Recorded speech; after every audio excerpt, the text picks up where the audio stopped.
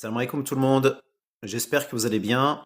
Dites-moi si vous me recevez bien en commentaire, dites-moi si le son est bon de votre côté. Bienvenue à toutes et tous, bienvenue dans ce nouveau ADC Live 715e édition. C'est un plaisir de vous retrouver de nouveau aujourd'hui pour partager avec vous, comme d'habitude, un bon moment d'information concernant l'actualité algérienne, notamment l'actualité import-export qui va être notre thème de prédilection aujourd'hui, Inch'Allah, mais avant ça, nous allons accueillir, comme d'habitude, notre invité, le salon Investir en Algérie. Juste un petit instant, les frangins et les frangines.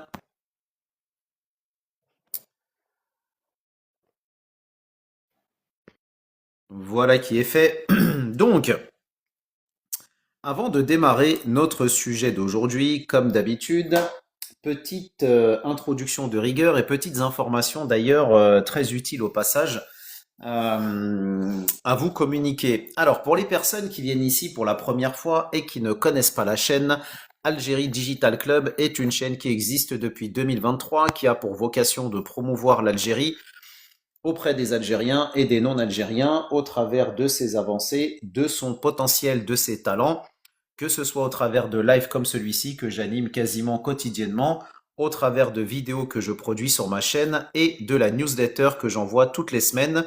D'ailleurs, pour les personnes qui ne sont pas inscrites à la newsletter, vous pouvez le faire. Le lien est disponible dans la bio de ma chaîne. Pour les personnes qui viennent aussi ici pour la première fois et qui ne connaissent pas non plus le principe de ce live, ici on est sur un format webconférence dans lequel je vous partage plein d'informations concernant les thématiques d'investissement, d'économie, d'entrepreneuriat, d'agriculture, de tourisme, d'immobilier, de numérique, d'import-export, comme ça va être notre thème de prédilection aujourd'hui, Inch'Allah.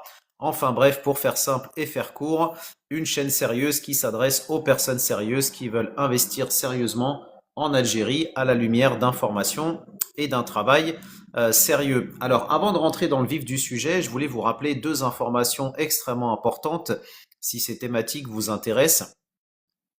La première, c'est que à la fin de la semaine, donc le 24, dimanche 24 mai, nous allons avoir notre prochain afterwork qui aura lieu donc dans le 78, dans la ville de Morpa.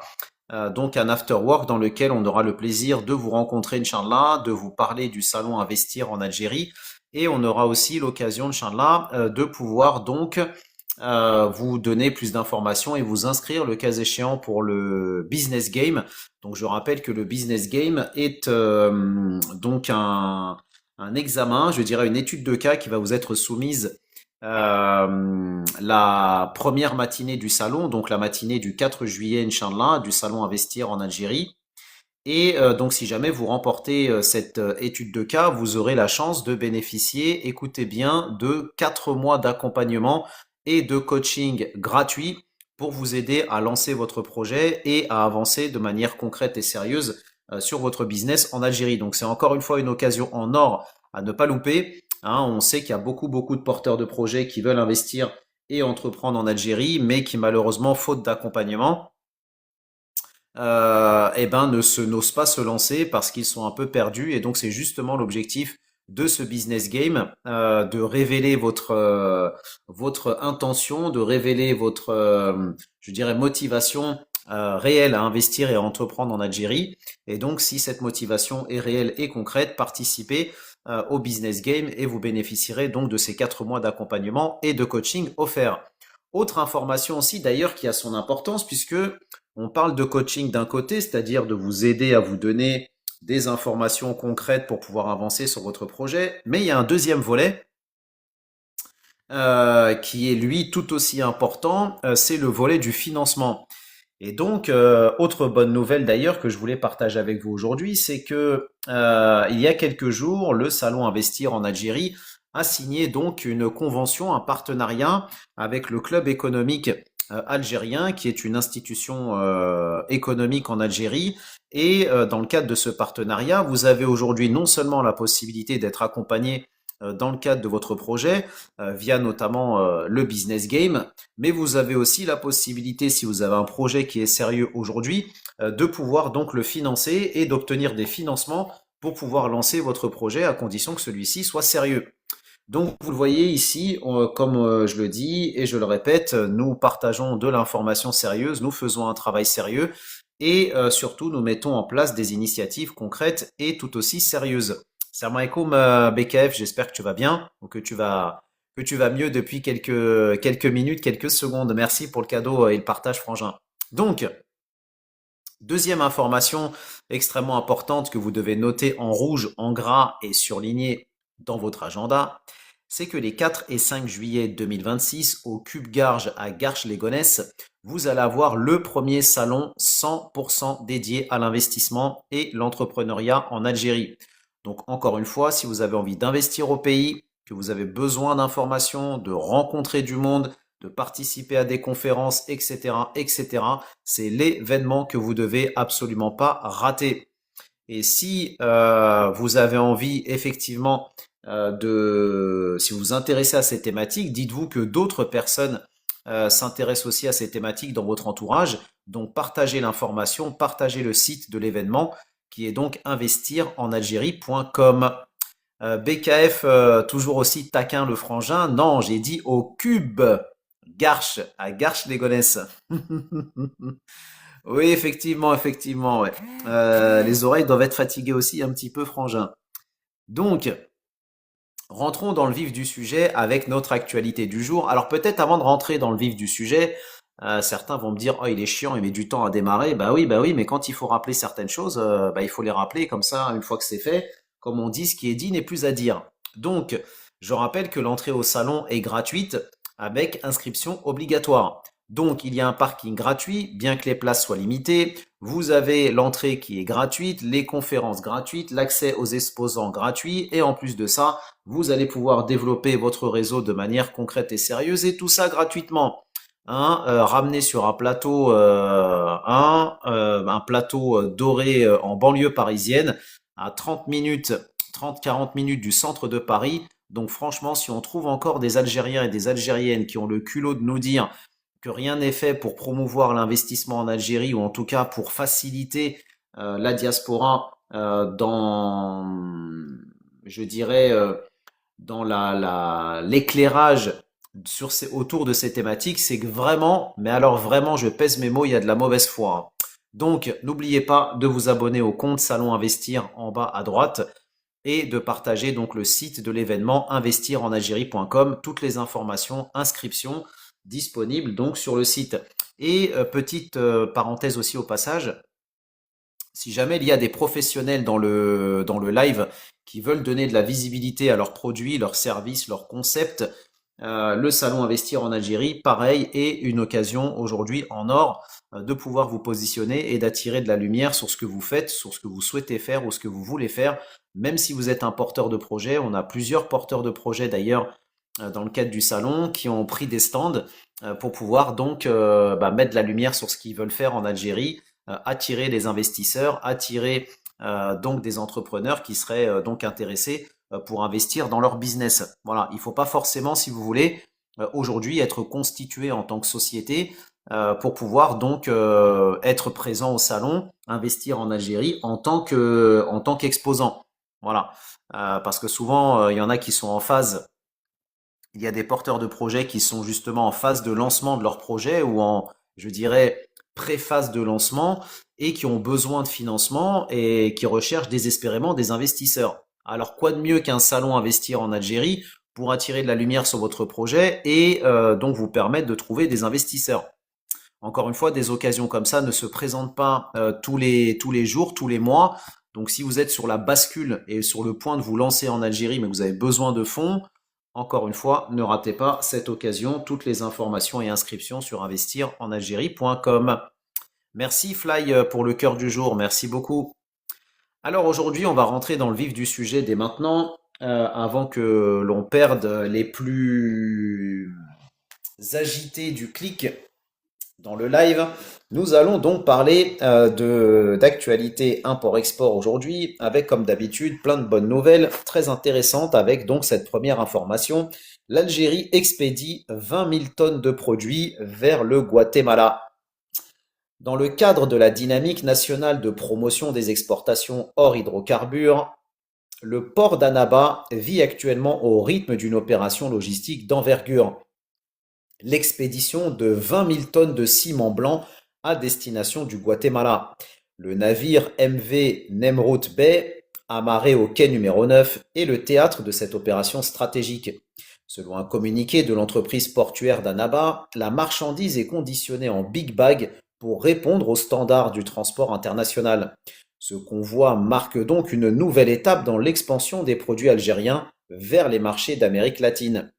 Cette opération s'inscrit donc en droite ligne avec les directives de Saïd Saïoud, ministre de l'Intérieur, des collectivités locales et des Transports, visant notamment à optimiser la performance des infrastructures portuaires nationales. Il faut le rappeler que les ports algériens, les principaux ports algériens, depuis maintenant plus d'un an, sont ouverts 24 heures sur 24, 7 jours sur 7, justement pour augmenter et faciliter les opérations d'exportation.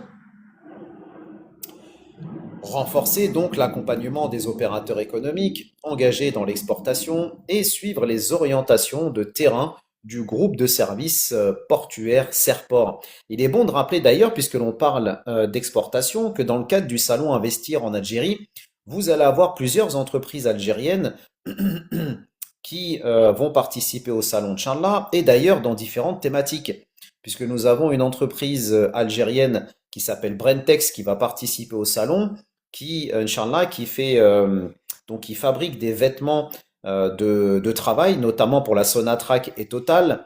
Vous allez avoir une société qui fabrique des chaussures en Algérie, qui va venir exporter ses produits parce qu'elle cherche à exporter donc ses produits à destination de l'Europe. On a une société aussi qui fabrique tout ce qui est câbles électroniques, notamment pour charger les téléphones portables et autres produits électroniques. Pareil, qui fabrique tout ça en Algérie et qui veut exporter à destination de l'Europe. Nous avons aussi une entreprise spécialisée dans tout ce qui est cosmétique, parfums, cosmétiques, etc., etc. Donc, les entreprises algériennes aujourd'hui sont parfaitement engagées dans l'exportation de leurs produits pour montrer effectivement au reste du monde que l'Algérie, certes, est encore un pays qui importe. D'ailleurs, il n'existe pas de pays aujourd'hui à travers le monde qui n'importe rien.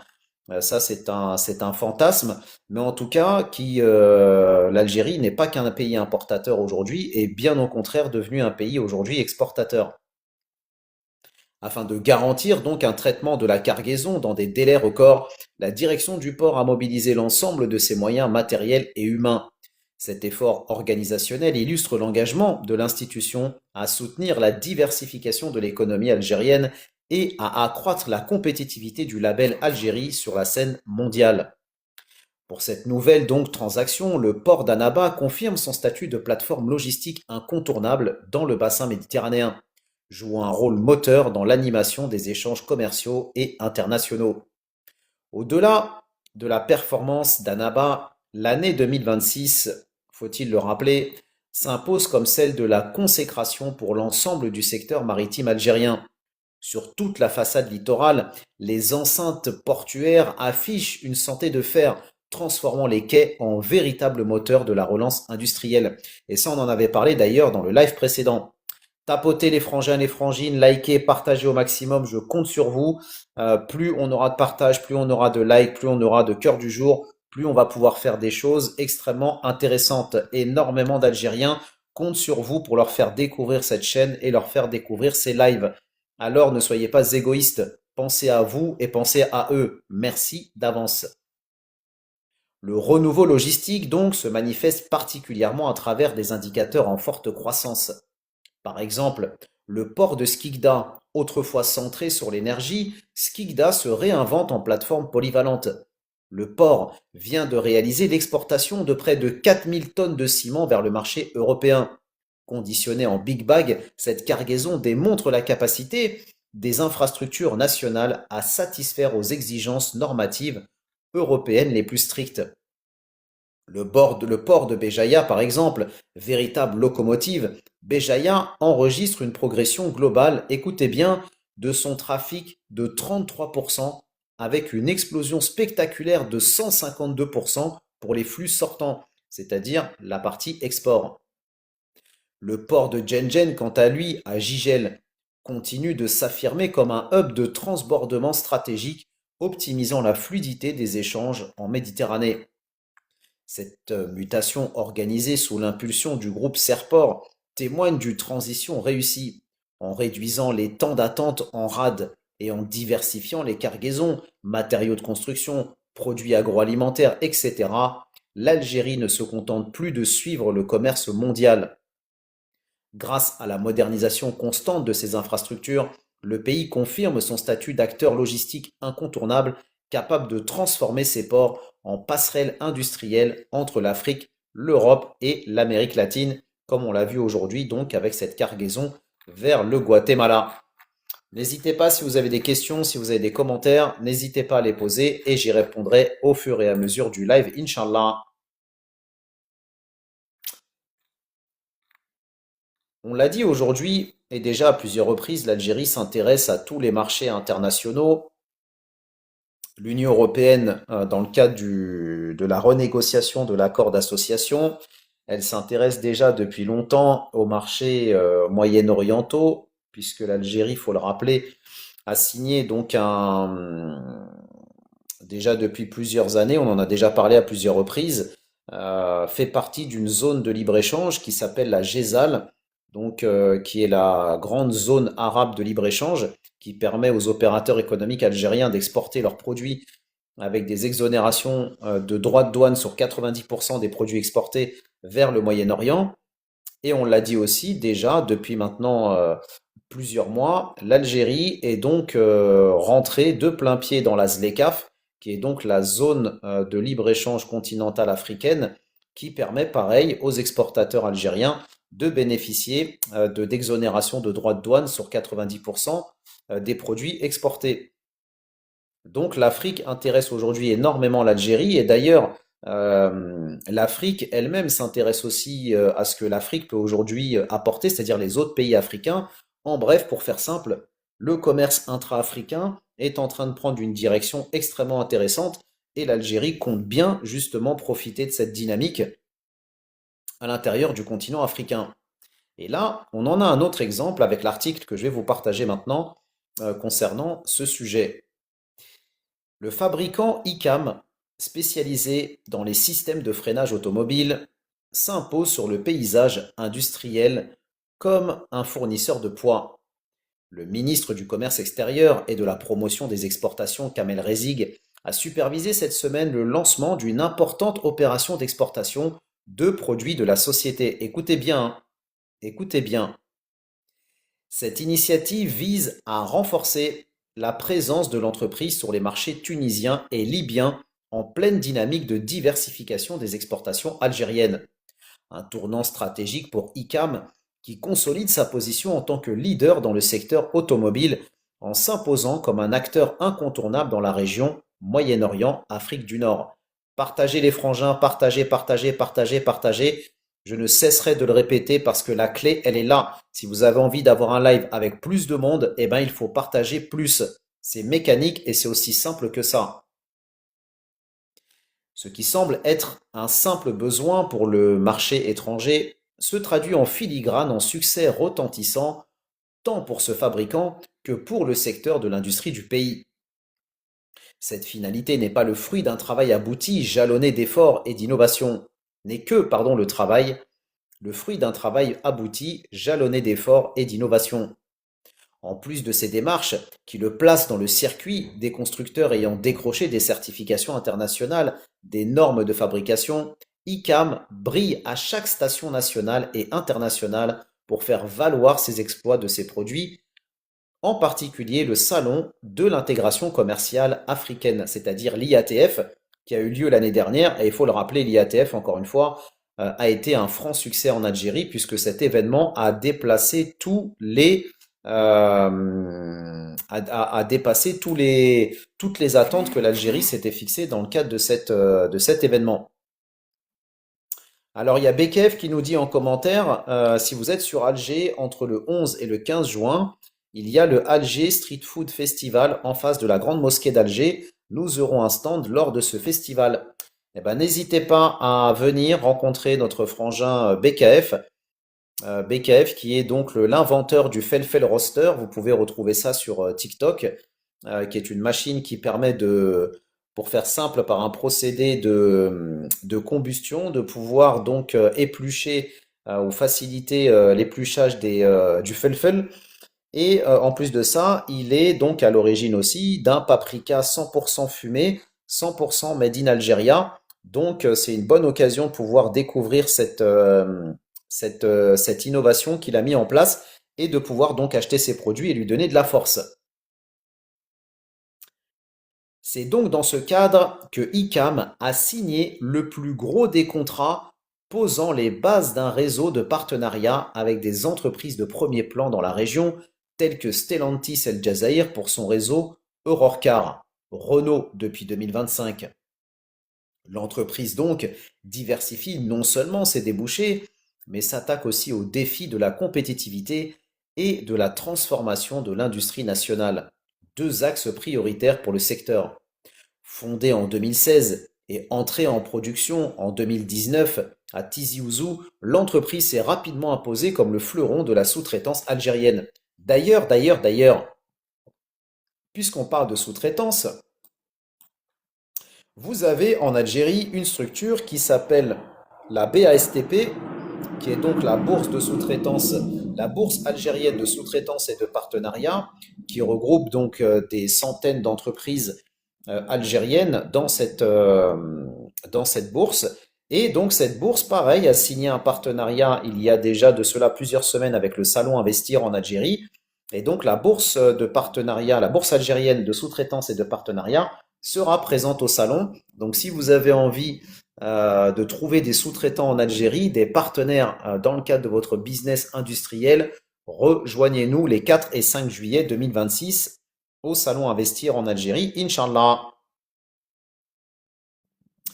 Détenteur donc de plusieurs certifications mondiales, en particulier le ISO 9001, l'entreprise produit des plaquettes conformes aux standards SAE et ECE avec un laboratoire d'essai interne pour garantir la fiabilité mais aussi la durabilité de ses composants.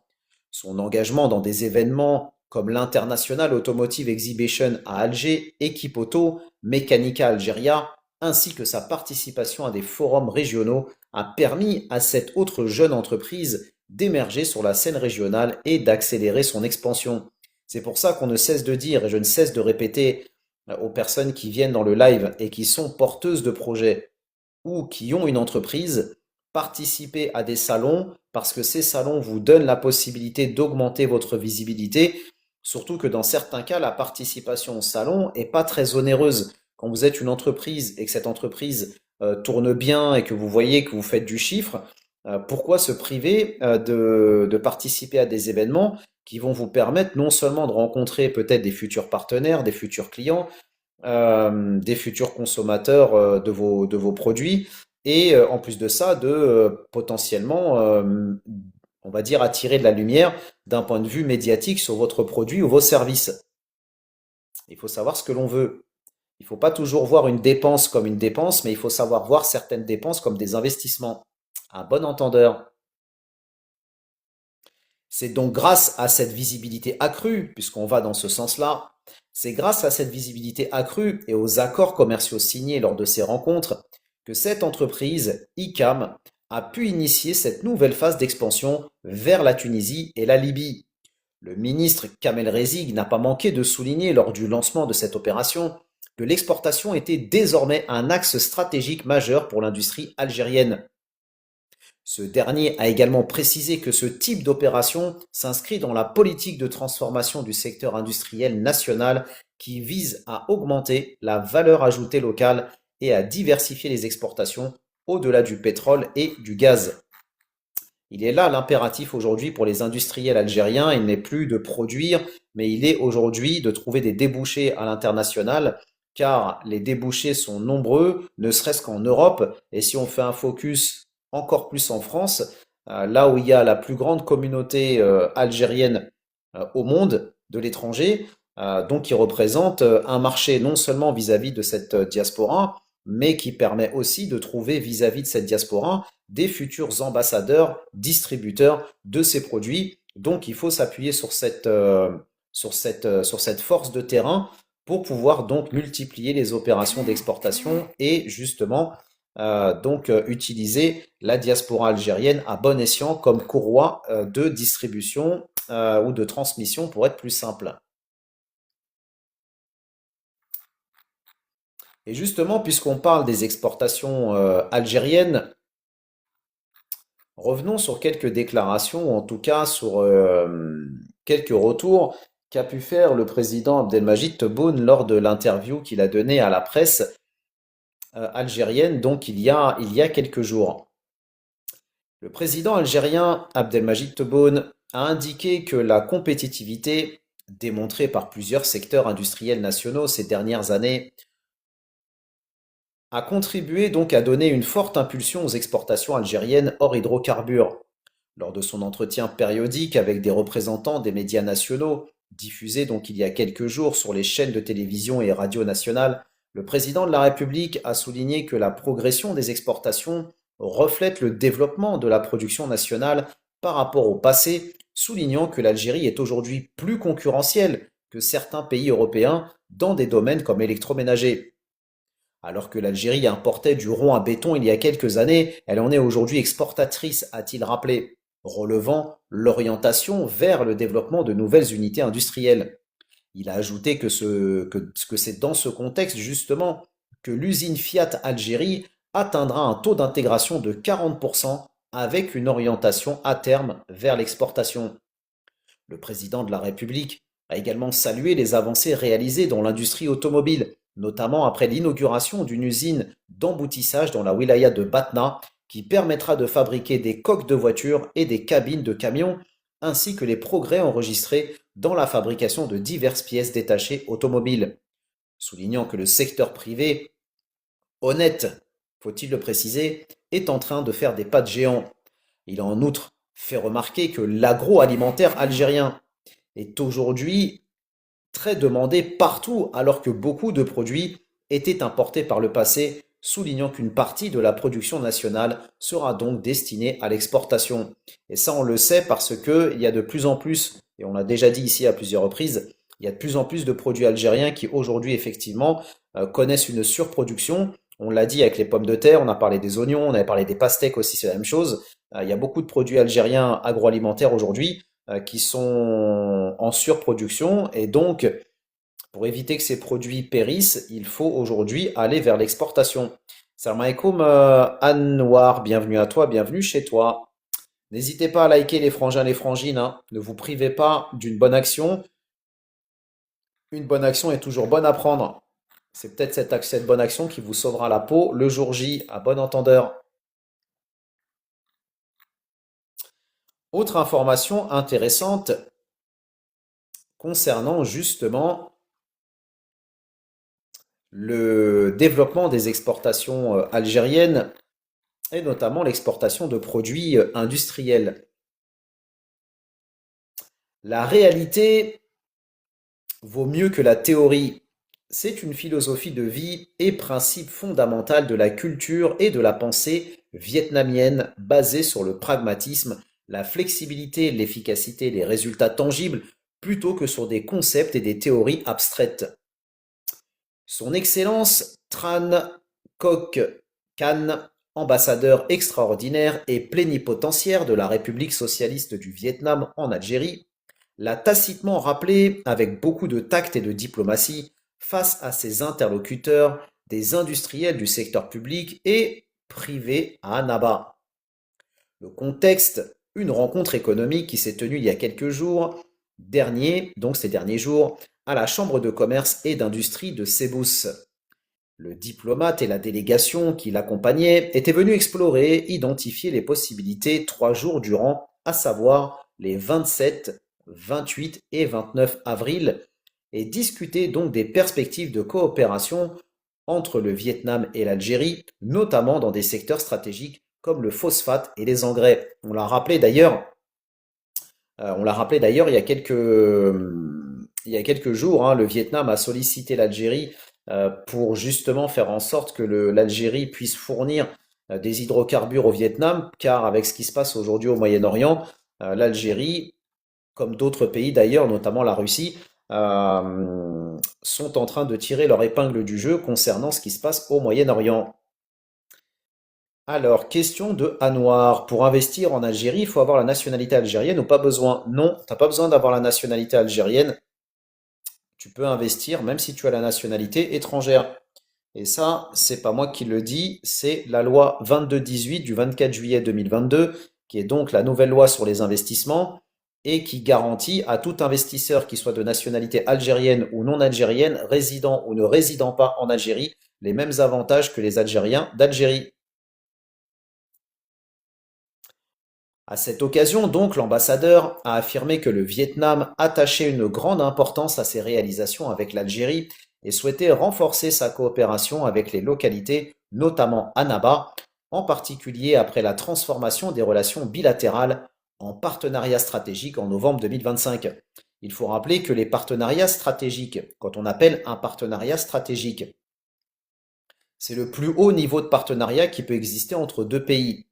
Et donc l'Algérie aujourd'hui, avec plusieurs pays asiatiques, que ce soit le Vietnam, la Chine, la Corée du Sud et d'autres pays, aujourd'hui l'Algérie a plusieurs partenariats qui sont considérés, ou en tout cas qui ont atteint le niveau de partenariat stratégique. Et de souligner, donc ça c'est l'ambassadeur vietnamien qui l'a souligné lors de cette entrevue en Algérie, je cite, l'importance d'Annaba en tant que centre industriel de logistique majeur d'Algérie, notamment grâce à son industrie métallurgique, le complexe d'El Hadjar, son port et ses infrastructures performantes pour l'import et l'export. Alors pourquoi, à votre avis, si vous avez l'habitude de venir ici, pourquoi, à votre avis, le Vietnam s'intéresse plus particulièrement à la wilaya d'Annaba? Tout simplement parce qu'il faut le rappeler, l'Algérie est en train de construire une ligne de chemin de fer qui va donc relier la ville de Tébessa au port d'Annaba. Et donc cette ville de Tébessa, c'est là où il y a donc une méga mine de phosphate qui est en train d'être aménagée pour entrer en exploitation. Et donc cette méga mine va permettre à l'Algérie de produire des quantités considérables de phosphate qui vont ensuite donc être exportées par le port d'Annaba. Et on sait que le phosphate est la matière première pour la production d'engrais. Engrais dont a besoin le Vietnam pour le développement de son agriculture. Agissant donc comme un véritable nœud de communication entre les deux rives de la Méditerranée, la région a le potentiel de devenir un maillon essentiel de la chaîne industrielle et commerciale régionale, admet donc l'ambassadeur vietnamien. Il sollicitera à ce titre l'appui d'Annaba pour faciliter la mise en relation des entreprises et désigner un point de contact afin de promouvoir la coopération dans des secteurs tels que les engrais mais aussi la logistique. Se déplacer personnellement à Annaba en ce moment précis et placer ces deux produits au cœur de ces échanges avec la partie algérienne n'est pas le fruit du hasard. Le diplomate est loin d'ignorer que notre pays pourrait avoir son mot à dire sur le marché mondial des engrais et des phosphates, un marché fortement secoué par le conflit entre la Russie et l'Ukraine, qui abrite donc un port qui est situé dans la région d'Odessa et qui est aujourd'hui un hub majeur sur la mer Noire, crucial pour le transit et l'exportation d'engrais et de phosphates issus des quatre coins du globe. Il sera également frappé de plein fouet par la guerre aussi au Moyen-Orient et la fermeture du détroit d'Ormuz, créant ainsi une volatilité historique. Le Vietnam cherche depuis des années à diversifier ses sources d'approvisionnement pour réduire sa dépendance structurelle à la Chine et à la Russie, qui représentent respectivement 35 et 45% et 10 à 15% des importations du Vietnam. En exploitant ses réserves prouvées de plus de 2 milliards de tonnes, l'Algérie devrait ainsi être dans un avenir très proche en mesure d'intégrer le top 6 des producteurs mondiaux de phosphate, mais aussi d'engrais. C'est exactement ce que je vous ai dit tout à l'heure par rapport au fait que le Vietnam s'intéresse donc au port d'Annaba et pas pour rien. Les Asiatiques sont très pragmatiques. En plus, ça rime. C'est possible de te joindre en privé pour te parler d'un futur projet. Bien sûr, Anouar, bien sûr. Envoie-moi un message et je t'expliquerai comment on peut être amené à collaborer ensemble si ton projet est un projet sérieux et un projet concret. J'insiste, ne m'envoie pas un message à noir si ton projet n'est pas sérieux parce que déjà ça t'évitera de perdre du temps et ça t'évitera de me faire perdre du temps aussi au passage. Donc, je te remercie de ta gentillesse. Donc, si je reçois un message de ta part, c'est parce que j'estime que ce message est donc pour un projet sérieux.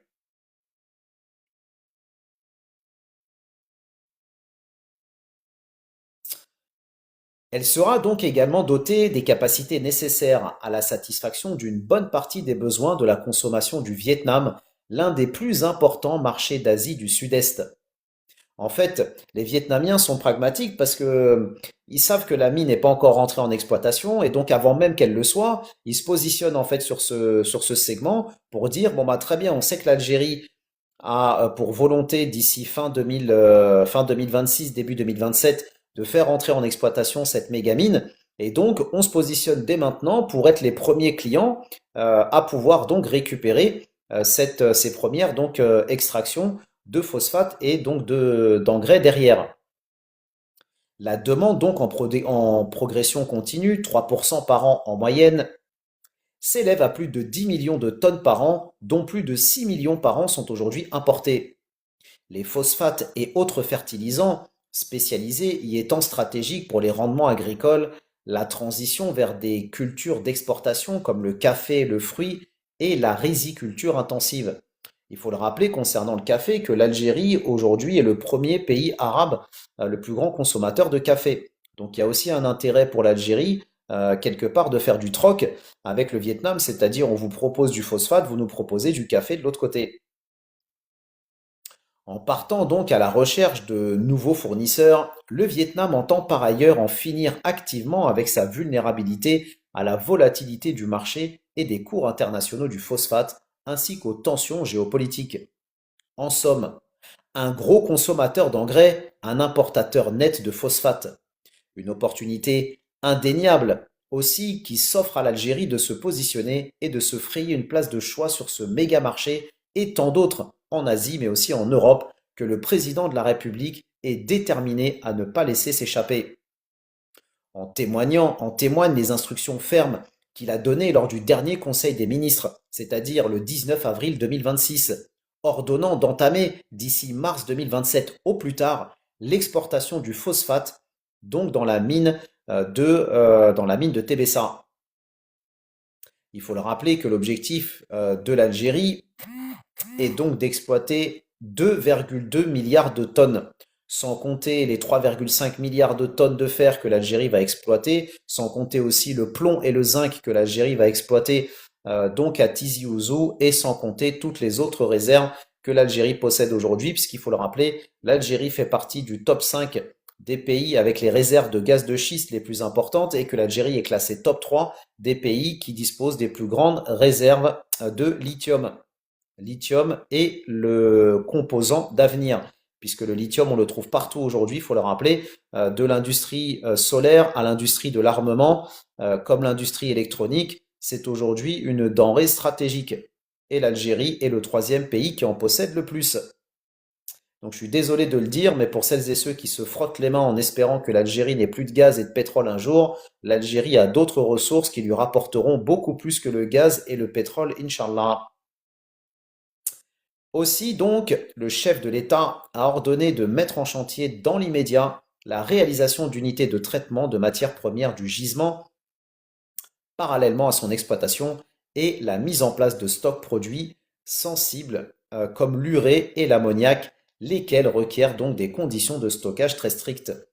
Parce que c'est des matières qui sont effectivement sensibles, hein. L'ammoniac, il y a des vraies questions de sécurité derrière, donc il doit y avoir des conditions drastiques pour le stockage. Salam alaikum Warrior, bienvenue à toi, bienvenue chez toi. Alors petit rappel avant de passer à notre prochain article, les personnes qui s'intéressent à ces thématiques d'investissement et d'entrepreneuriat, je vous rappelle deux choses. Les 4 et 5 juillet 2026, Inch'Allah, à Garches-les-Gonesse, vous allez avoir le premier salon 100% dédié à l'investissement et l'entrepreneuriat. L'entrée est gratuite. Vous avez un parking, bien que les places soient limitées, mais parking tout de même. Donc, si vous avez envie d'investir et d'entreprendre en Algérie, ne ratez pas cet événement. Vous allez pouvoir rencontrer des dizaines d'exposants, participer à des conférences, faire du networking et tout ça gratos sans sortir un centime. Donc, inscrivez-vous. Les inscriptions sont obligatoires mais gratuites sur investirenalgérie.com. Si vous êtes un entrepreneur, c'est pareil. Prenez votre stand, venez donner de la visibilité à votre entreprise, une visibilité pour pas cher. Venez donner de la visibilité à votre produit, vos services. Et même si vous êtes un porteur de projet, prenez un stand. Si vous avez besoin d'investisseurs, si vous avez besoin de partenaires, il n'y a rien de mieux que de prendre un stand pour présenter votre produit, attirer de la lumière sur ce que vous faites. Et c'est comme ça que vous allez pouvoir trouver des partenaires sérieux et concrets dans un salon qui est justement fait pour ça. Alors soyez intelligent, soyez stratégique. Si vous avez un projet qui est concret, qui est sérieux, arrêtez d'avoir des oursins dans les poches. Et d'ici là, d'ici à ce que cet événement arrive, Inch'Allah, nous avons donc à la fin de la semaine notre prochain after work qui aura lieu le dimanche 24 mai, donc dans le 78, événement dans lequel on aura le plaisir de vous rencontrer, de vous parler plus en détail du salon, de pouvoir échanger ensemble et surtout, si vous êtes un porteur de projet, de vous donner plus d'informations sur le business game qui vous permettra de pouvoir donc gagner 4 mois d'accompagnement et de coaching offerts dans le cadre de votre projet. Pareil, si vous avez envie de vous inscrire à cet after work, vous avez le lien qui est disponible dans la bio de ma chaîne. Vous cliquez dessus, vous allez avoir une fenêtre qui va s'ouvrir en fond vert et là vous avez un bouton qui vous redirigera vers le formulaire d'inscription pour participer à cet événement, donc le 24 mai dans la ville de Morpa, donc à partir de 18h30 dans un restaurant en plus 100% des aides où on aura l'occasion de pouvoir manger un bon petit quelque chose autour d'un sujet business.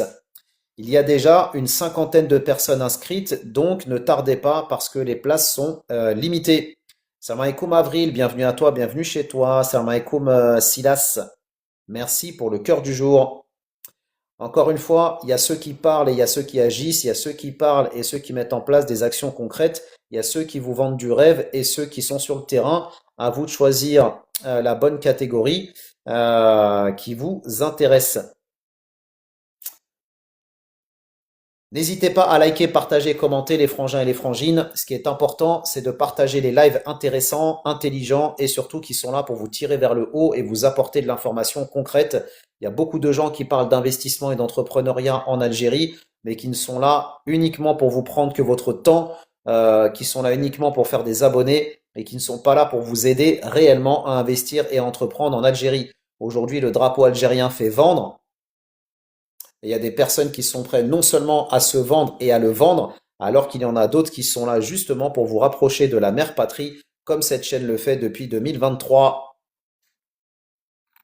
À bon entendeur.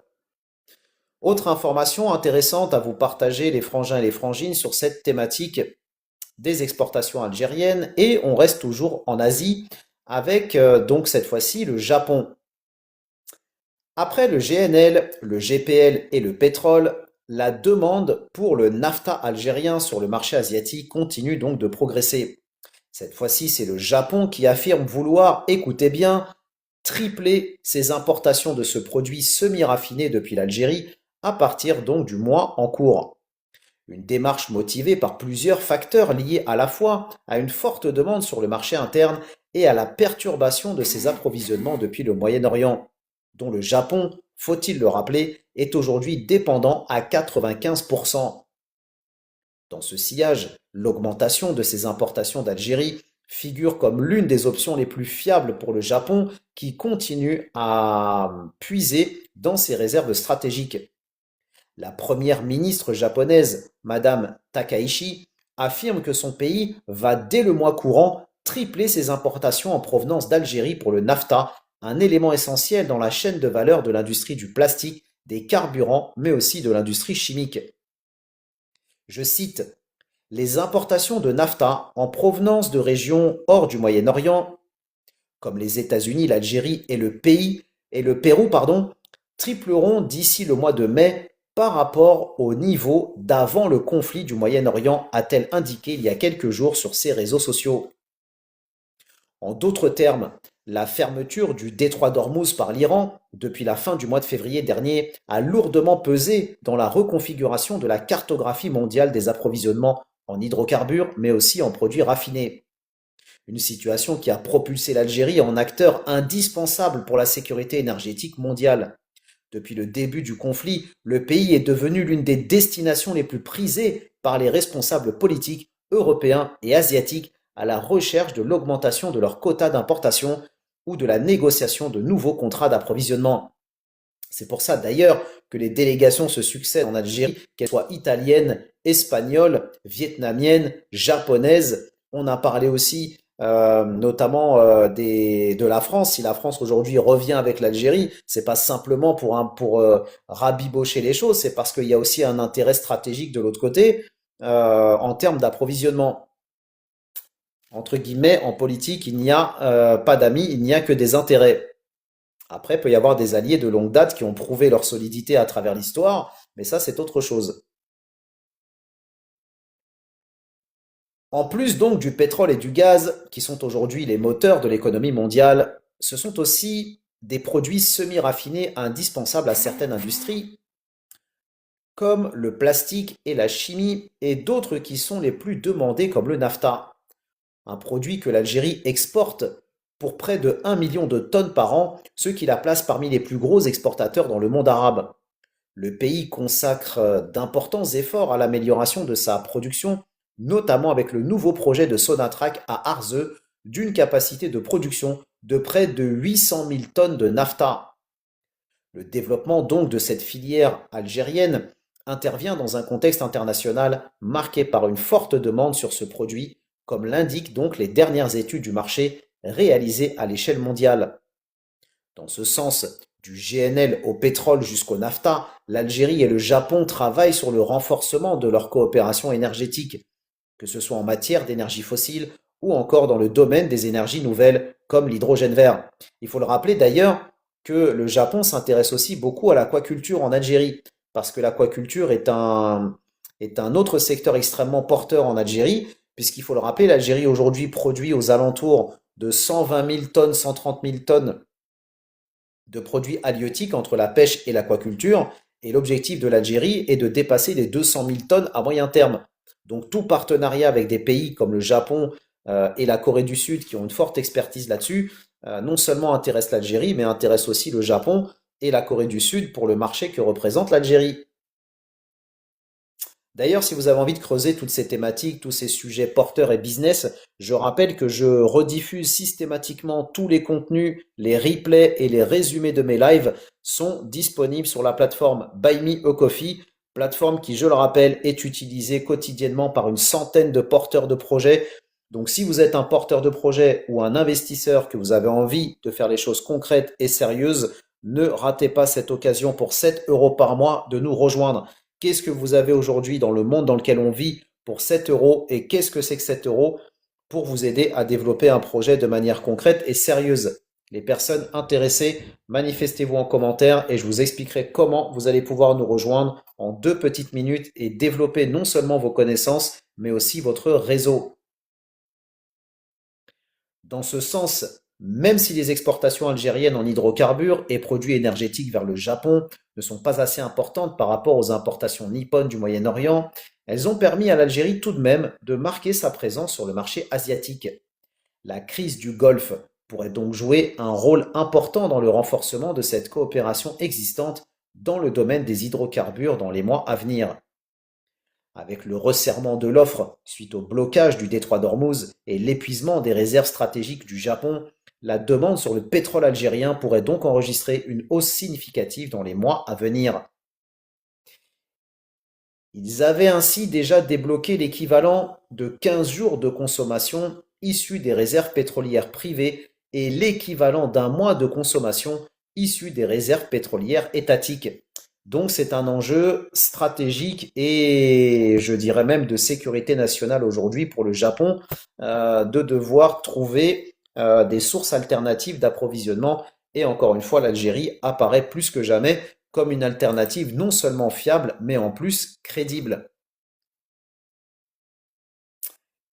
Mais pas que, mais pas que, mais pas que. Parce que, comme je l'ai dit tout à l'heure, vous avez l'Asie, mais vous avez aussi l'Europe. Et on en avait déjà parlé d'ailleurs, l'Espagne est aujourd'hui l'Algérie pour l'Espagne, est aujourd'hui le principal fournisseur d'hydrocarbures, notamment pour l'Italie, c'est la même chose. Et pour preuve, comme on ne parle jamais sans esprit ici, écoutez ce que je vais vous lire. Les exportations de pétrole algérien vers l'Espagne ont enregistré 106% de progression au cours du mois d'avril 2026, confirmant donc le retour en force de l'Algérie parmi les principaux fournisseurs énergétiques du marché espagnol. Selon les données publiées par la plateforme spécialisée Energy, le 8 mai, les expéditions algériennes de pétrole brut et de produits raffinés vers l'Espagne ont atteint environ 116 000 barils par jour en avril, contre 56 000 barils quotidiennement le mois précédent, soit une hausse de 106% en l'espace d'un mois. Cette progression place donc l'Espagne au troisième rang des principaux clients pétroliers de l'Algérie durant le mois de mai, derrière la France et la Corée du Sud. Encore une fois, hein, l'éternel retour au concret. Les exportations donc totales algériennes de pétrole et dérivés ont atteint 900 000 barils par jour sur la même période, soit une hausse de 27% par rapport au mois de mars. Cette hausse intervient dans un contexte de tensions persistantes sur les marchés énergétiques, notamment, comme on l'a dit tout à l'heure, due à la crise donc au Moyen-Orient. Les analystes estiment que les difficultés rencontrées par certains fournisseurs traditionnels du marché européen, ainsi que la hausse des prix internationaux, ont donc favorisé le retour du pétrole algérien sur plusieurs marchés méditerranéens, comme l'Espagne, la France, mais aussi l'Italie. Au premier trimestre 2026, l'Espagne figurait donc déjà parmi les premières destinations des exportations pétrolières algériennes. Selon plusieurs rapports spécialisés, Madrid avait conservé la première place parmi les clients de brut algériens durant les premiers mois de l'année avant d'être dépassé par la France en avril. Il faut rappeler une information qui est extrêmement importante. C'est qu'aujourd'hui encore, majoritairement, le budget algérien, le budget de fonctionnement de l'État algérien dépend donc du prix des hydrocarbures et que le budget algérien est fixé sur un prix du baril du pétrole entre 60 à 70 dollars. Et donc le baril auquel est vendu le pétrole algérien aujourd'hui est plutôt sur un baril aux alentours des 100-110 américains. Donc ça veut dire que tout ce que l'Algérie est en train de faire rentrer en excédent va lui permettre non seulement de renforcer son matelas financier et de continuer à financer tous ses projets. Parallèlement donc au pétrole, les exportations algériennes de gaz naturel liquéfié vers l'Europe ont également fortement progressé depuis le début des tensions au Moyen-Orient. Les marchés européens cherchent à compenser les risques de perturbation des flux énergétiques provenant du Golfe, ce qui profite directement aux producteurs nord-africains, notamment l'Algérie. Cette dynamique pourrait renforcer davantage le rôle stratégique de l'Algérie dans la sécurité énergétique européenne, alors que plusieurs pays européens multiplient les discussions avec Sonatrach pour sécuriser leur approvisionnement en pétrole et en gaz dans un contexte géopolitique particulièrement instable. Eh oui, progressivement, progressivement, hein, l'Algérie prend sa place, qu'on le veuille ou non, on tourne, hein, on tourne comme je dirais, comme autour d'un rond-point, on tourne, mais il n'y a qu'une seule sortie à un moment donné. Sur certains produits ou certains segments, la sortie est algérienne, elle n'est pas autre chose. Donc on a beau, hein, comme on dit, tortiller ici et là, à un moment donné, il faut se rendre à l'évidence, hein. Et pour preuve d'ailleurs, pour preuve, les pays aujourd'hui qui demandent, ou en tout cas sollicitent l'Algérie en termes d'hydrocarbures, ne sont pas simplement des pays européens. Puisqu'on en avait parlé déjà dans les lives précédents, l'Algérie aujourd'hui se place comme un fournisseur extrêmement intéressant d'ailleurs pour d'autres pays, notamment des pays arabes, et notamment des pays arabes producteurs aussi d'hydrocarbures. Pour preuve, avec l'article que je vais vous partager présentement.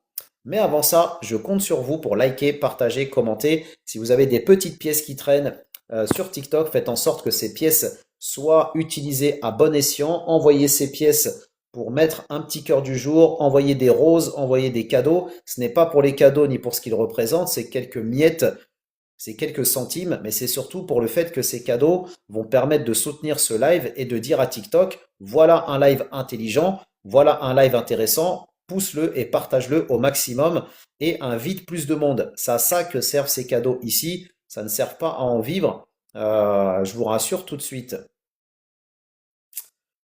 Dans un geste inhabituel sur le marché énergétique régional, l'Algérie, écoutez bien, a exporté une cargaison de carburant vers un pays arabe au cours du mois d'avril dernier.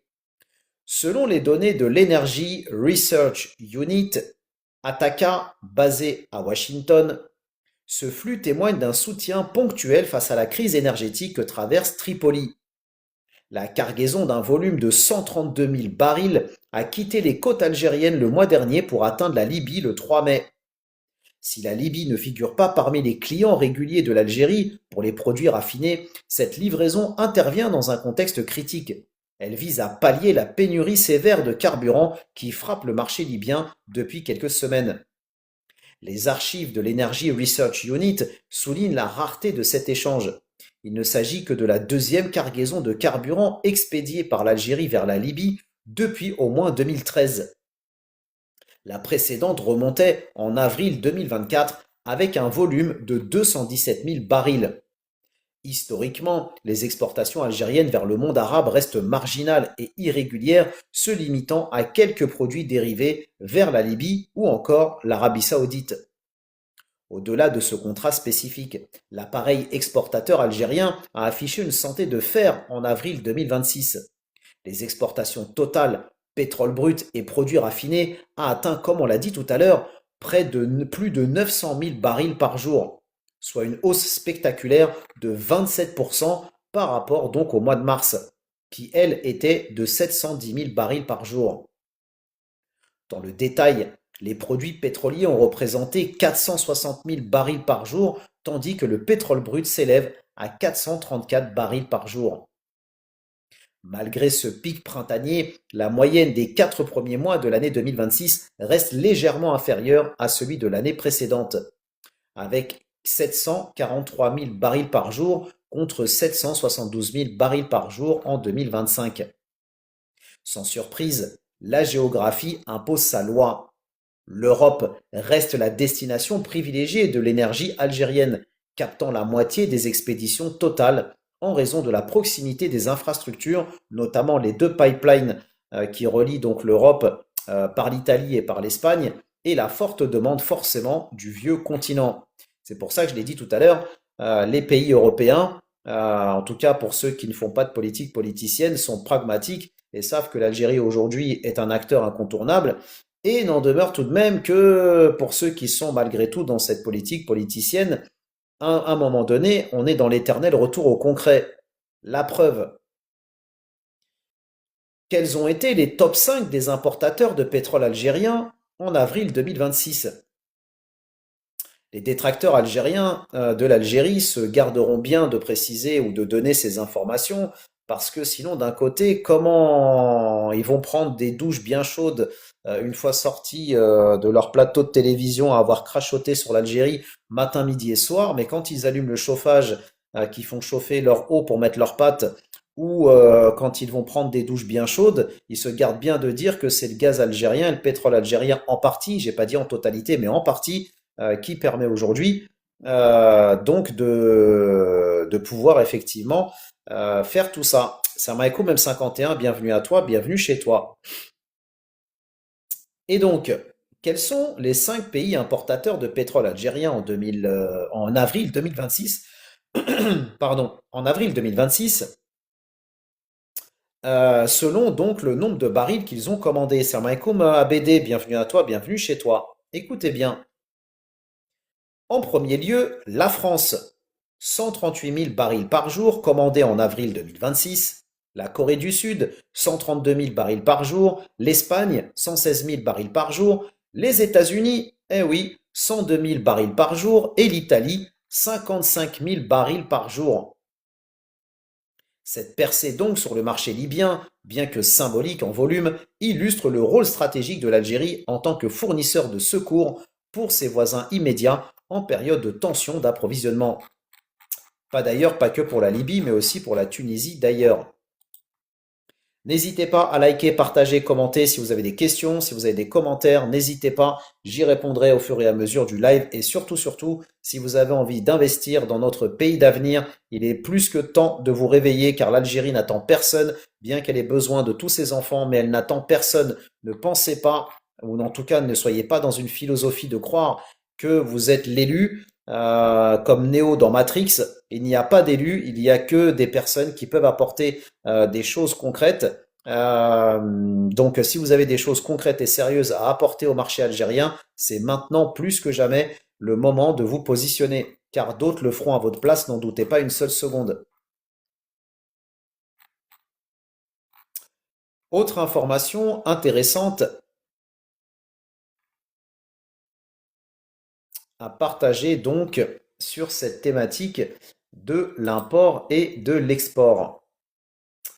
Un autre produit d'ailleurs intéressant que l'Algérie est en train d'exporter et comme quoi il suffit de gratter ou en tout cas il suffit de réfléchir et des produits à exporter en veux-tu, en voilà. Et là on a un exemple avec ce produit original d'ailleurs, mais comme quoi il y a un marché pour tout. Moi je ne cesse de le dire, hein. Il y a un marché pour tout quand on analyse les exportations des pays à travers le monde, on se rend compte qu'il y a des pays en fait qui font du business avec des produits qui sont complètement, je dirais, hallucinants ou en tout cas auxquels on penserait pas forcément. Certains produits qui chez nous finiraient à la poubelle, eh ben on a des pays qui en font le business. Par exemple, vous avez le Vietnam qui fait du business avec des pâtes de poulet.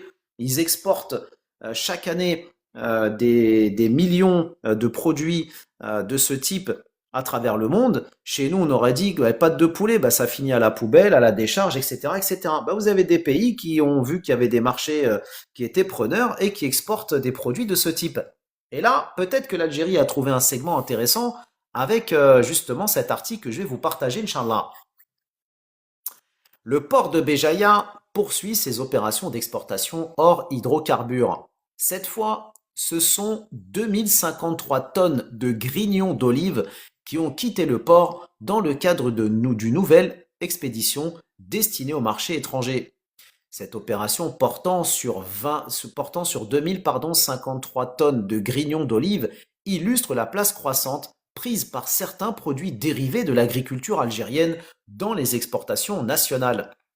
Depuis plusieurs mois, le port de Béjaïa multiplie les opérations d'exportation de produits agricoles, agroalimentaires et industriels. Les grignons d'olive rejoignent ainsi une longue liste des marchandises expédiées depuis cette infrastructure portuaire considérée comme l'une des plus dynamiques du pays. Les grignons d'olive sont le résidu obtenu après l'extraction de l'huile d'olive. Longtemps considérés comme un simple déchet agricole, ils sont aujourd'hui utilisés dans plusieurs secteurs industriels, notamment dans la production d'énergie, l'alimentation animale ou encore certains produits dérivés à l'industrie. Cette nouvelle expédition porte donc, comme on l'a dit, sur plusieurs centaines de tonnes de grignons d'olive exportés depuis le port de Béjaïa. Elle intervient dans un contexte marqué par la volonté des autorités algériennes de développer les exportations hors hydrocarbures et de diversifier les revenus du pays. Donc quand on a des gens qui nous disent «Moi je veux investir en Algérie mais je ne sais pas dans quel secteur, en Algérie à part les hydrocarbures il n'y a que ça qu'on exporte», c'est bien malheureux d'entendre ça de la bouche de la part d'Algériens tout de même. Enfin bref, ces dernières années donc, plusieurs entreprises locales ont commencé à investir dans la valorisation des sous-produits agricoles afin de répondre à une demande croissante sur certains marchés étrangers. En Méditerranée, les grignons d'olive connaissent une demande importante, notamment dans les pays spécialisés dans la biomasse et les combustibles alternatifs.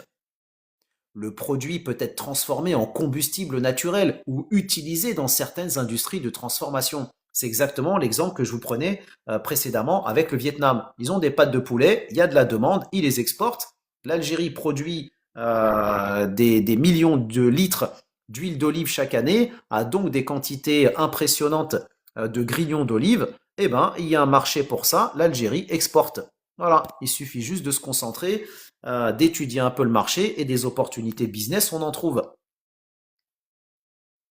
Le produit donc peut être transformé en combustible, comme on a dit, naturel ou utilisé dans certaines industries de transformation. Cette valorisation permet également de réduire les déchets issus des huileries. Dans plusieurs régions algériennes productrices d'huile d'olive, notamment en Kabylie, la question du traitement des résidus agricoles reste un enjeu important.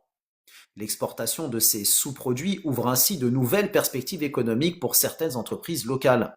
Le développement de cette filière pourrait également créer davantage d'activités autour du stockage, du transport, mais aussi du traitement des déchets agricoles. Et donc, qui dit activité, dit aussi création d'emplois et de richesses. Le port d'Annaba continue donc de jouer un rôle central dans les exportations algériennes. Grâce à sa position géographique et à son activité soutenue, il figure parmi les principaux points de sortie des marchandises hors hydrocarbures. Ces dernières années, plusieurs opérations d'exportation de produits agricoles, de clinker, de matériaux industriels et de produits transformés ont été enregistrées depuis le port d'Annaba, depuis le port de Béjaïa, pardon. La dynamique actuelle reflète aussi les transformations progressives du commerce extérieur algérien. Les autorités cherchent donc à réduire la dépendance aux hydrocarbures en encourageant les exportations liées à l'agriculture, à l'industrie et à la transformation locale.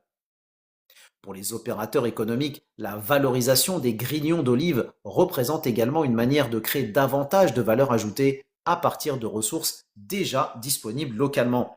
Et en fait, cette exportation, elle est très intéressante, comme le conclut l'article, c'est qu'en fait, ces produits ne sont même pas en fait finalement une nouvelle niche, ou c'est même pas en fait des nouveaux produits à créer, c'est même pas quelque part c'est pas comme si, par exemple, on va devoir lancer une industrie pour fabriquer des nouveaux produits qui n'existent pas en Algérie, etc., etc. Là, en fait, c'est des produits qui existent déjà. On produit de l'huile d'olive, donc ça crée déjà des produits avec on va dire, une valeur ajoutée importante. Et on peut recycler donc ces déchets quelque part pour en faire une autre industrie et générer des richesses. Et donc, on pourrait parfaitement faire ça avec, je suis sûr, beaucoup d'industries en Algérie qui aujourd'hui, par exemple, partent au rebut, partent dans les déchets, etc., etc. À titre d'exemple d'ailleurs, puisqu'on est bientôt dans la période de l'Aïd, il faut rappeler que l'Algérie chaque année produit des centaines de tonnes de peaux de mouton qui, dans certains cas, ne sont même pas réutilisées alors qu'on on pourrait en faire beaucoup de choses, du cuir, on pourrait en faire de la laine, etc., etc., des vêtements avec, des tapis, etc., etc. Il y a beaucoup de choses qu'on pourrait faire avec. Donc ça, c'est pareil. On a déjà la matière qui est là, encore faut-il après la transformer, etc., etc. Alors Warrior nous dit, Inch'Allah, bientôt un PIB de 400 milliards, Inch'Allah. Inch'Allah. Le FMI prévoit pour l'Algérie en 2026 un PIB à 310, 316, je crois, milliards américains. Affaire à suivre. Affaire à suivre. En tout cas, Warrior, si tu veux participer à cette dynamique, rejoins-nous dans la ADC Family Frangin si tu n'es pas encore membre. Ne sois pas en dehors de ce collectif qui va t'apprendre beaucoup de choses et surtout si tu es quelqu'un de sérieux qui veut faire des choses sérieuses, ça va te permettre de rencontrer de belles personnes qui, elles, sont sur le terrain, font de belles choses et de belles initiatives comme le salon Investir en Algérie d'ailleurs, puisque la quasi-totalité des membres du comité du salon Investir en Algérie sont des membres de la ADC Family. Donc on parle peu, mais par contre l'objectif c'est d'agir et de faire des choses sérieuses. Donc Warrior, à toi de me dire.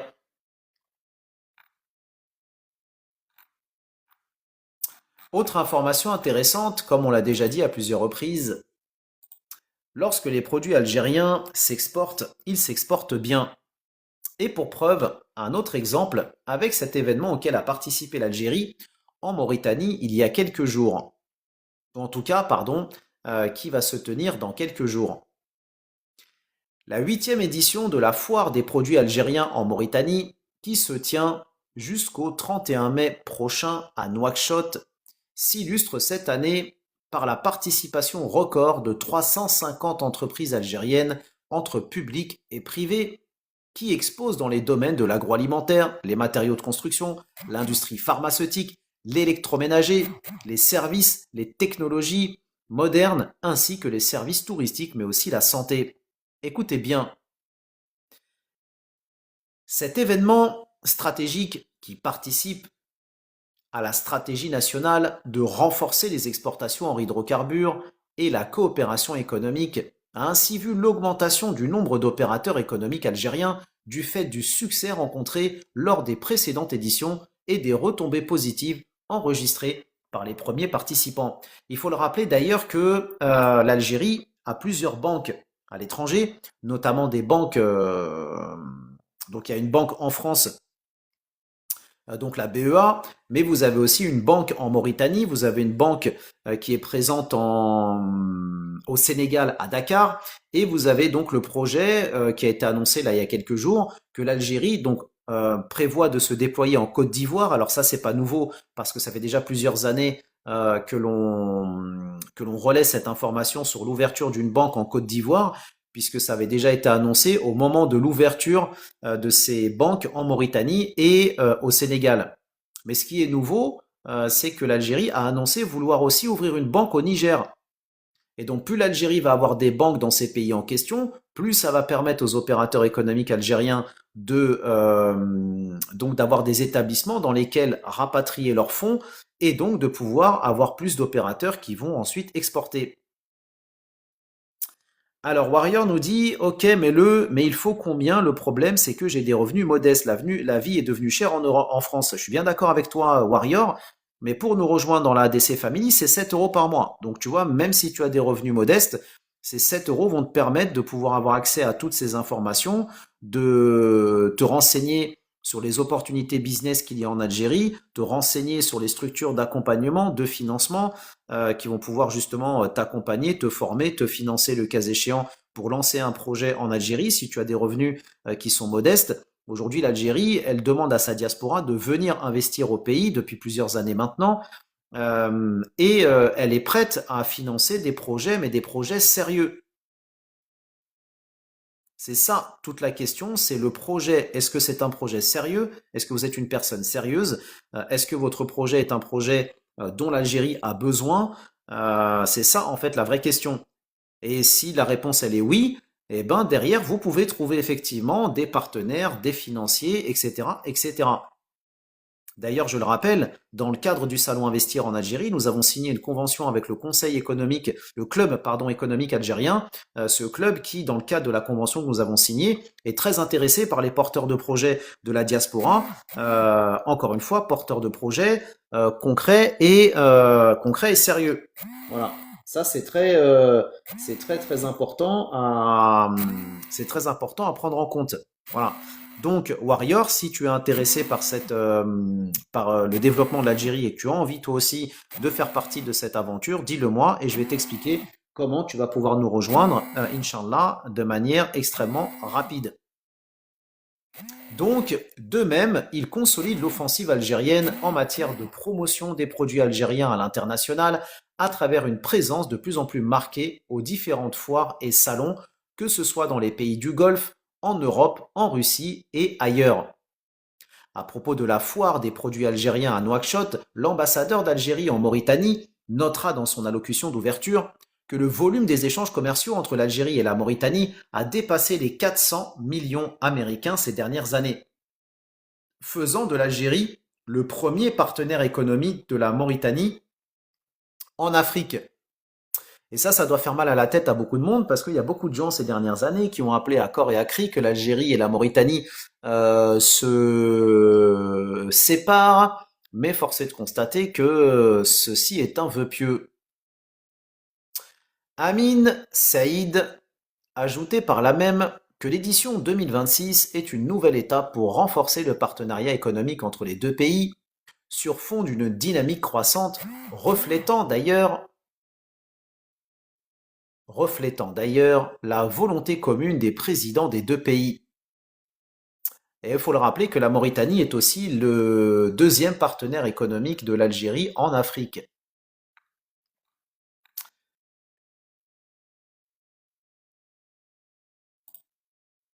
Mais, c'est comme partout, la nature a horreur du vide.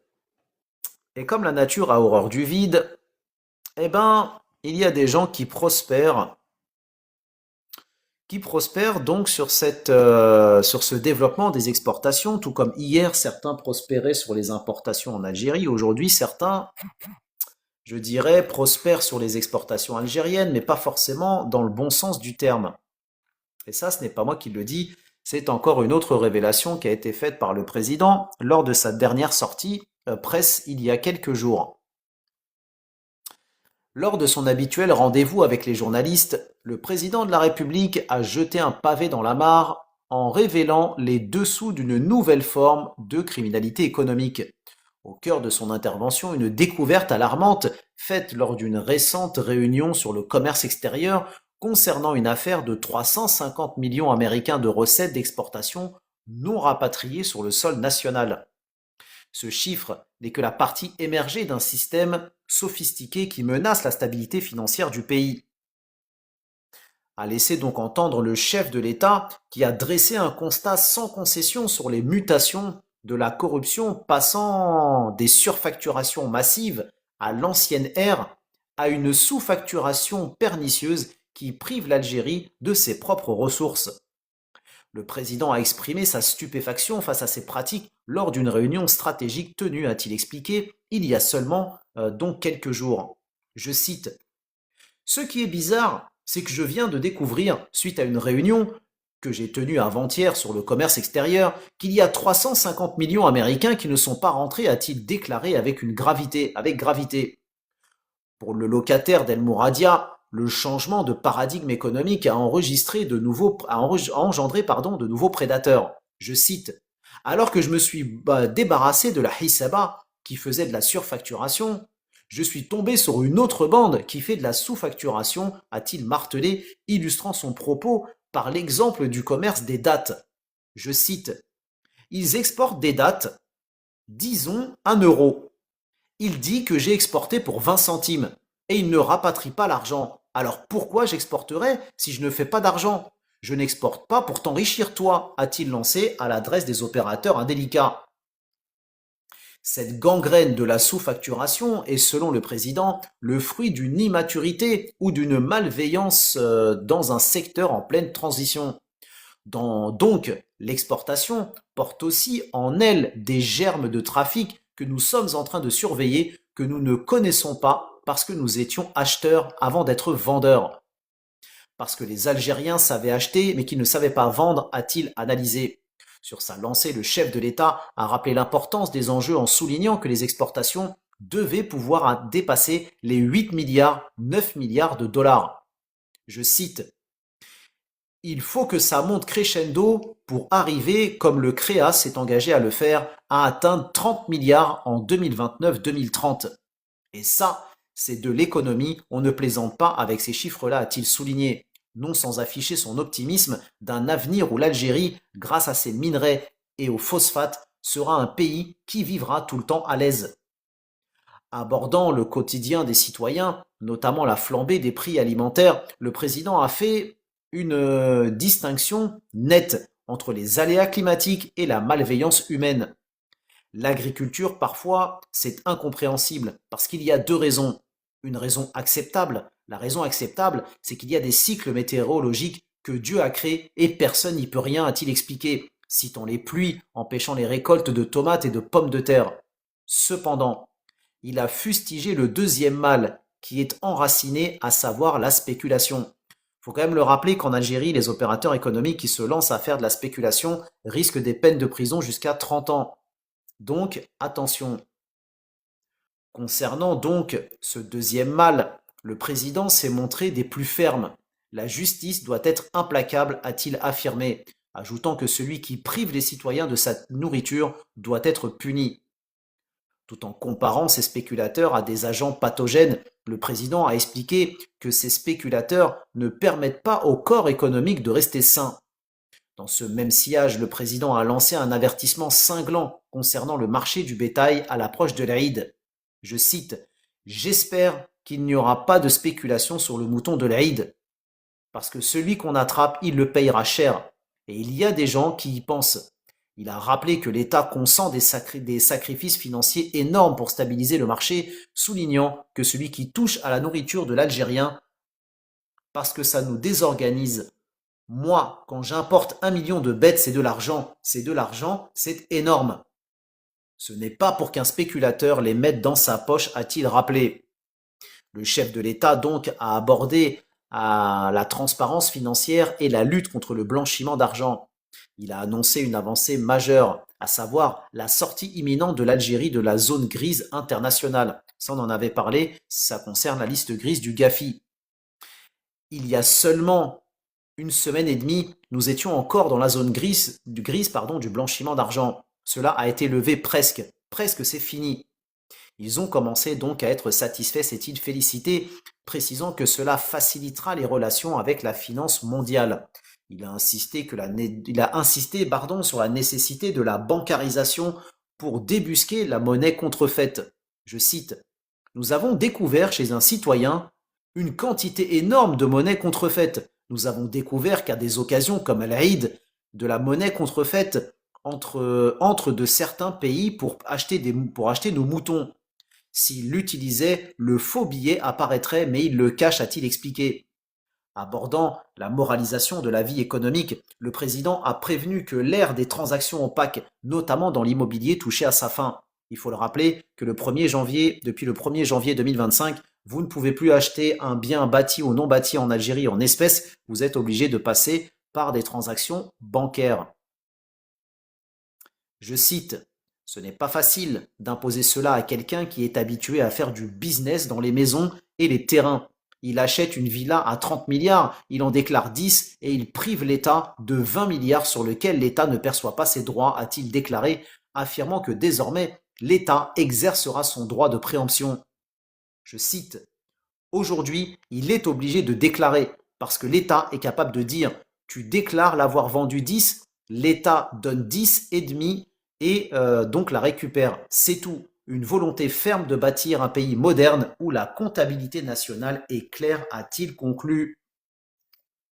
Salam alaikum Mo, bienvenue à toi, bienvenue chez toi.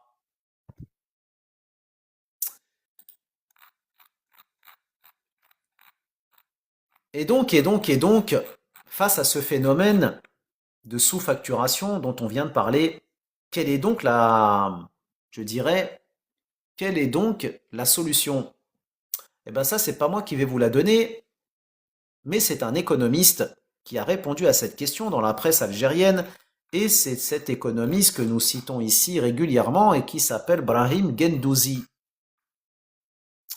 Après la triche à l'importation, l'Algérie fait face à un nouveau phénomène, la fraude à l'exportation. Ce phénomène s'est développé avec la hausse des exportations algériennes des hydrocarbures qui ont plus que doublé en 2019 et 2024. Entre 2019 et 2024, passant d'une moyenne de 2 milliards américains à près de 5 milliards.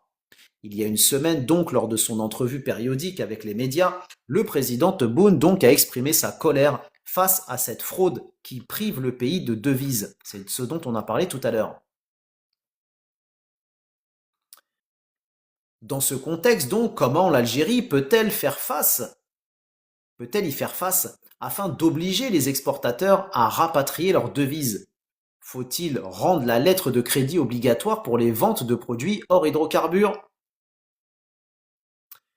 La lettre de crédit est largement utilisée dans les opérations d'exportation, car elle sert de garantie de paiement pour l'exportateur. La lettre de crédit, irrévocable et confirmée, contient même une garantie bancaire. Cela signifie que si l'acheteur étranger est défaillant, la banque de l'exportateur garantit donc le paiement. Le montant en devises figurant donc dans la lettre de crédit doit être rapatrié obligatoirement dans un délai de 6 mois ou éventuellement 1 an avec une souscription d'une assurance crédit. Si les devises ne sont pas rapatriées dans ce délai, cela devient une infraction à la réglementation des changes et c'est pénal, explique donc l'économiste. Pour la sous-facturation des produits exportés, le problème est plus compliqué. Il ne peut pas être réglé par l'instauration de la lettre de crédit irrévocable et confirmée. La sous-facturation intervient en amont. au moment de la signature du contrat commercial entre deux partenaires. Le montant figurant dans le contrat de vente est celui tacite, souvent supérieur, sur lequel s'entendent les deux partenaires, à savoir acheteur d'un côté et vendeur de l'autre, représente le processus de sous-facturation. C'est le montant figurant dans le contrat qui sera transcrit dans la lettre de crédit et donc le rapatriement est et dont le rapatriement est obligatoire. Le prix tacite, lui, servira à déterminer l'écart et le transfert de la différence qui ne fera pas l'objet de transfert obligatoire. Chaque contrat, donc, à l'export, fait l'objet au préalable d'une domiciliation bancaire, ce qui signifie que le rapatriement des devises figurant dans le contrat domicilié doit être fait obligatoirement dans les délais. La lettre de crédit sert plus à sécuriser le paiement de l'exportateur par rapport à son client étranger au cas où ce dernier est donc défaillant. La domiciliation bancaire est également un préalable à l'importation. La sous-facturation à l'exportation comme la surfacturation à l'importation, toutes les deux portent sur des tentatives d'accès à la devise à partir des transactions commerciales à l'international. Les phénomènes de la surfacturation et de la sous-facturation illustrent donc les limites du patriotisme économique galvaudé par certains opérateurs économiques. Ils représentent les symptômes d'un autre problème économique plus profond que le gouvernement devrait traiter et résoudre afin de réduire leur ampleur, notamment, je pense, l'accès à la devise pour les opérateurs économiques et probablement d'autres choses. Mais ceci ne justifie pas ça. Encore une fois, la fin ne justifie pas toujours les moyens. Un bon entendeur. Voilà ce que j'avais pour vous aujourd'hui, chers auditeurs, chers abonnés et surtout, chers contributeurs.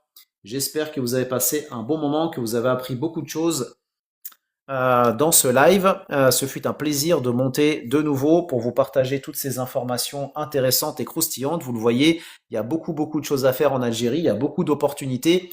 Encore une fois, les meilleures opportunités sont à saisir maintenant, les meilleurs dispositifs d'accompagnement et de financement sont à solliciter maintenant. Si vous avez envie d'investir et d'entreprendre en Algérie, rejoignez-nous dans la ADC Family. Vous aurez ainsi accès à toutes ces informations que je vous partage, que ce soit des textes de loi, guides pour investir, exporter, des actualités, des articles thématiques, des informations sur les aides de l'État, les structures d'accompagnement, de financement, des PDF divers et variés, les résumés ainsi que les replays de mes lives. Tout ce travail que je vous fais depuis 2023 n'a que pour seul objectif, c'est de vous donner de l'information claire, fiable et sourcée pour investir et entreprendre en Algérie de manière concrète et sérieuse. Ça, c'est le premier volet. Mais le deuxième volet, c'est que ici, nous construisons aussi un réseau. Ce réseau qui est là pour vous mettre en contact avec des personnes fiables et des personnes sérieuses. Car encore une fois, l'Algérie est un pays de réseau. Si vous n'avez pas le réseau, il vous manque 50% de chance de réussir votre projet. Si vous avez compris ça, vous devriez normalement nous rejoindre dès à présent. Et si vous n'arrivez pas à comprendre ça, peut-être que dans la pratique et à l'avenir, vous comprendrez ce que je suis en train de vous expliquer. Et peut-être que c'est là où vous allez vous dire, en fait, quand j'ai eu ADC qui m'a proposé de rejoindre son réseau, j'aurais peut-être dû le faire. Merci Warrior, alaikum salam Face, bienvenue à toi, bienvenue chez toi. Donc merci pour votre soutien, n'hésitez pas pour les personnes qui veulent nous rejoindre à m'envoyer un message privé et je vous expliquerai comment vous allez pouvoir nous rejoindre en 2 petites minutes. Prenez soin de vous, prenez soin de vos proches et je vous dis à bientôt pour un prochain ADC Live Inch'Allah. Salam alaikum tout le monde.